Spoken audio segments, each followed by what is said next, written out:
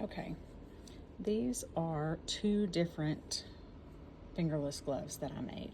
I worked them differently. So I don't know if you can see, I didn't sew my ends in so you could see where the start and the stop is, but this is where I started working around and around, and this is where I ended. So I don't know if you can see this seam right here. Okay, if it doesn't bother you, it doesn't bother me. It's not super noticeable to me sometimes in projects, and in other projects it is. And you get this little slant by working in the round. This one is different because this is where I started and this is where I ended.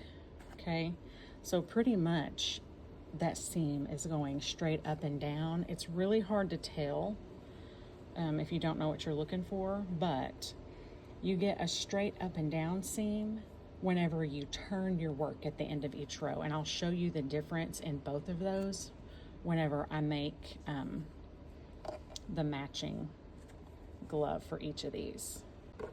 All right, so for these I used a 6.5 millimeter hook and just a worsted weight acrylic yarn, and I started with a slip stitch, and for each one of them I chained 20, and then without twisting my work I slip stitch to join to make a circle. I chain one and ignore it, and I'm going to half double crochet in that very first chain where we joined, and then I'm going to half double crochet in every chain around. Now I'm just grabbing the top loop.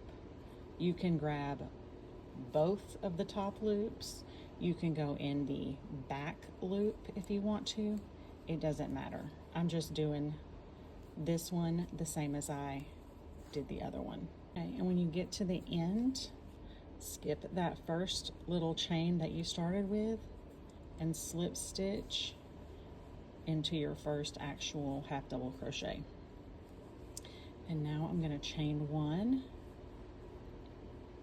and half double crochet in that first space, and I'm going to half double crochet in every stitch all the way around back to the end, skip that first chain we made, slip stitch to join, and I have finished my second round. So I'm going to chain one, ignore it, half double crochet in the same space, and do it all again. Okay, so I just finished row 5, and you can see where my little slant is. It's working up this way. Okay, that's fine. For these gloves, I did 5 rows and then 1 row with the thumb hole, and then 5 rows. So 11 rows. So I'm fixing to start my thumb hole row. You can do as many rows as you want. And just because I did 20 around, that's just because I like the way 20 fits around my hand and fingers. If you use a smaller hook or whatever, you can adjust your stitches. You don't have to do 20. You may need more, you may need less. I will start my thumb hole right here. So I worked 1, 2, 3, 4. Let's go back. Let's just work 4. And then I chained 4. 1, 2, 3, 4. Skip those 4. And then work a half double crochet. So all I did was left a hole for my thumb to stick out of, and then I'm going to continue on around.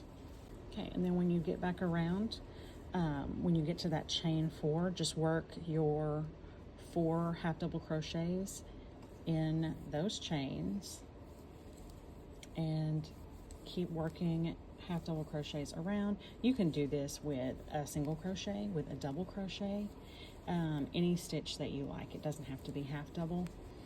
This is just quick for me. All right, so that's row 1, 2, 3, 4, 5. This was row 6, and then this is row 7.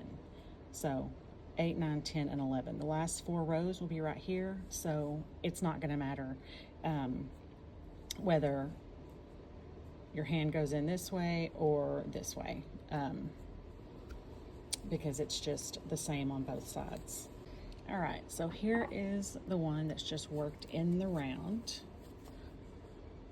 Okay, got your little slanted row, and I'll show you how to work this one next. All right, so for the one where we're going to turn our work at the end of every row, I'm going to chain 20.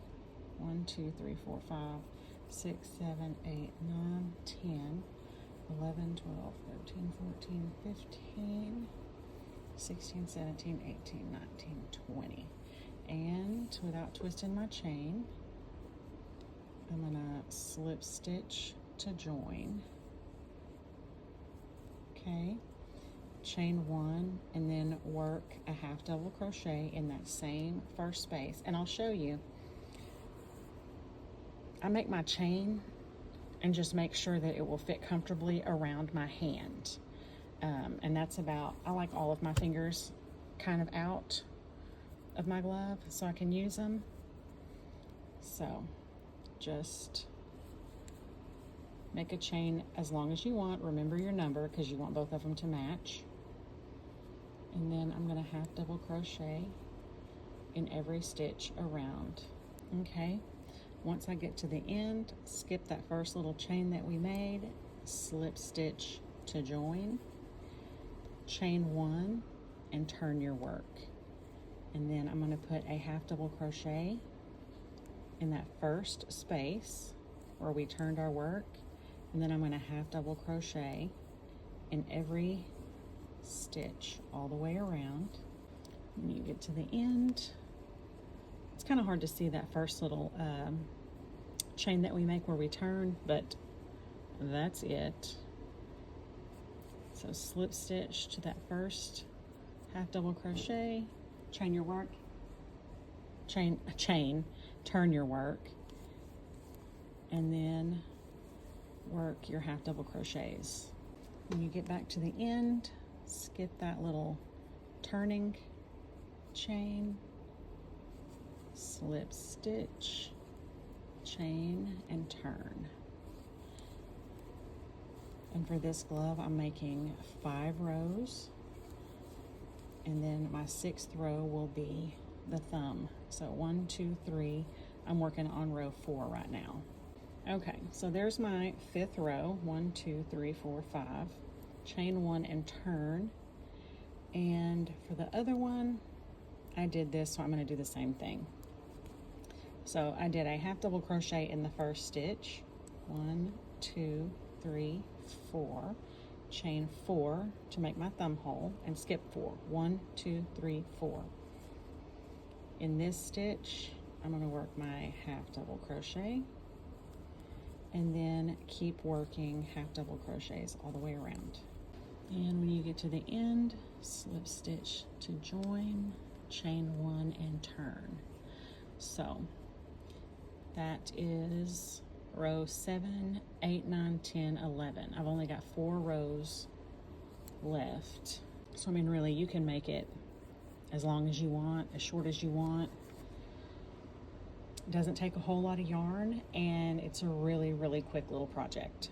All right, so here is this one finished, and you can see the seam of that. If you can see it, it's going straight up and down. Okay, so here they are on. They're just short, perfect for just traipsing through the woods, hunting, and I've got 3 pairs now, so anybody can wear them when we're out and about.